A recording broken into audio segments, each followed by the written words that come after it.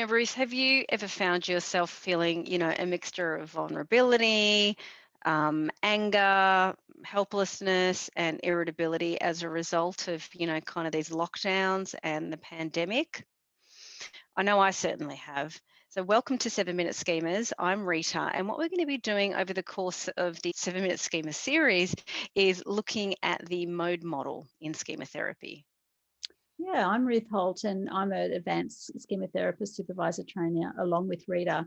And the mode model is a really helpful model that Jeff Young developed in response to being with people who have some really complex, perhaps long-term situations, difficulties in life, patterns of relating and feeling certain ways that they feel very stuck in. And one of the things he found was that when those things have begun, particularly from early attachment injuries, early difficulty in their life, there was lots of parts of self that were evident in the room. There was the angry side. There was the very sad part. There was a side that was very punishing. And it was a lot to get your head around as a psychologist, as a therapist. And so we started to talk about the mode model. What are some of the kinds of different types of modes we have in the mode model, Rita?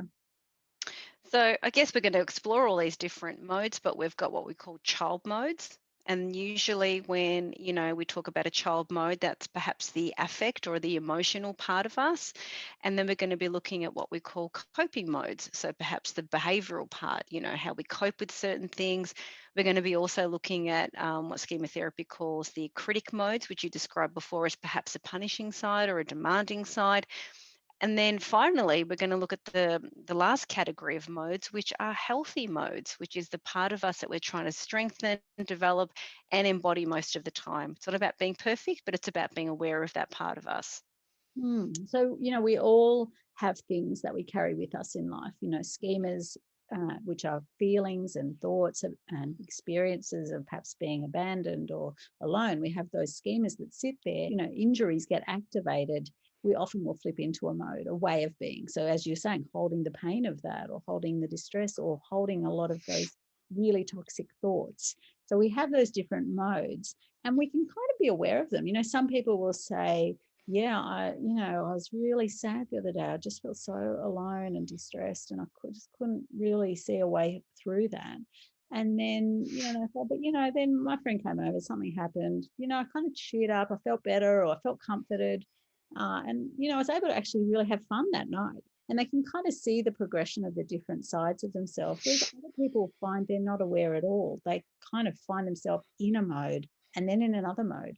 And it's almost like they've got totally separated parts of self that get activated and there's no continuous awareness. Yeah, absolutely. And I think that's part of what makes it difficult and what we're trying to, as a therapist and even as clients, trying to make sense of, what part of us is activated at any given moment. And I can share a little bit of a personal example of, last year when, the pandemic hit and, most of the country, or most of the world, I should say, was in lockdown. And here in Australia, we had some extended periods of lockdown. And I remember kind of really connecting with this vulnerability and thinking, what is going on for me? Why am I feeling like this?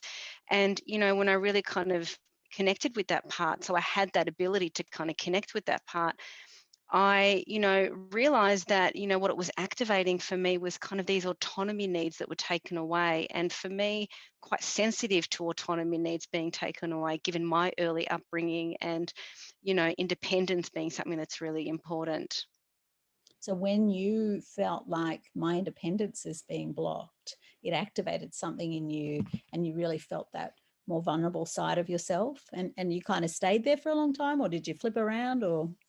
Well, actually, I didn't connect with that part initially. What I connected was with more of this kind of what we call in schema therapy terms, perhaps an angry protector, this irritability and frustration. And I was just, kind of stomping my feet, and it was like there was this anger inside, but it couldn't go anywhere. There was nowhere for it to go. And in some ways, almost similar to what it was like for me growing up, where anger wasn't encouraged to be expressed or understood and what have you. And so kind of recognizing that, oh, hang on a minute, I'm in this angry protector, just irritable and just frustrated and I can't go anywhere with it. Mm-hmm. So you were may be able to get your healthy adult to be aware of that. That sounds like your awareness was growing over the time, noticing those different modes that were operating. And so your angry protector was there, your vulnerable side was there. Any other modes going on? Look, let's be real, Ruth, there was certainly an angry child mode. So I remember feeling really angry at the premiere and, who do I need to talk to and who do I need to call, just kind of having this internal tantrum. But, it took a while to kind of be aware of those different modes and parts. And then, the healthy adult accepts. So it's terrible. Yeah. So there's, that's a kind of a really relatable way of expressing the fact that we all have parts of self. We all have sides of self. Some people call it different things, modes, parts. And part of what I guess we're doing in schema therapy is starting to build our awareness of that. And for some clients, this might be a whole new language. It might be a sense of parts of what's, am I sort of got all these personalities? Well, actually, we all have parts of self. That's a really normal experience. But particularly if you've been through very significant trauma or distress, you might have very strong and rigid parts of self. And we want to really give you some tools in this series. And if you're in therapy, that's a great opportunity to start to build your awareness of your modes and what they look like, what they feel like, where they come from. And everybody will have a particular set of modes that are their sets of modes. And for therapists, that's one of our goals, is to give our clients a really rich understanding of their mode map so that we can each have a shared knowledge and a shared language for talking about the sides of self that happens for a person. Yeah, and that's exactly what we'll be doing during this series, really kind of unpacking those different modes, those categories of modes that we described right at the start. Well, that's our 7 minutes, Rita. So we hope people would join us on the journey of looking at the modes and how they play out, both for clients and for therapists who are working with clients in this model.